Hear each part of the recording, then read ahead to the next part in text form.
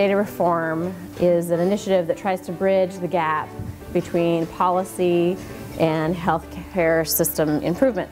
So we are trying to create a space and an opportunity for conversations from the policy side of the spectrum and the healthcare delivery side, and hope that we can foster good conversation, dialogue, brainstorming, solutions, and move Washington forward here as we're implementing reform. So Washington State, Puget Sound, Spokane, it's for you. And this kind of change is possible, maybe only at the level of the communities represented in the room. The bottom line is we have the answers. I'll show you a few. This one you know well. You've studied it here in Washington quite a bit to your advantage. In Alaska, it's a team-based, population-centered system where specialists are like teachers rather than gerbil cage runners. And the orientation around health is quite real. Let me show you NUCA's results.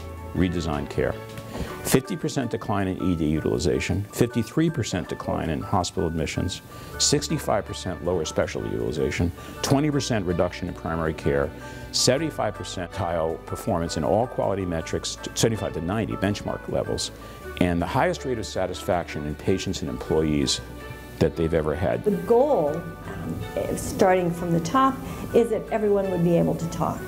Every system would be able to talk. Physicians' offices, outpatient clinics, hospitals. But in order for us to get there, we have to have collaboration, we have to work together, and we all have to give something up. So I can't have everything, you can't have everything, but collectively, together, we can make this happen. What we're doing, which is very elemental, is essentially establishing commitments between providers, between care settings. So it's between people and practices around service. A basic measurement around the tenet that I serve you, you serve me. We're sometimes customers of each other, sometimes we're providing services to each other, right? We measure that. It's had profound implications in terms of performance. I'm excited about what I'm seeing, and one of the reasons I happily decided to come out here was because I'm excited by the states more than the federal government right now. Massachusetts, my own state, is pretty exciting right now. We've got universal coverage. We're over 99% now. Arkansas is doing amazing stuff with bundled payment now.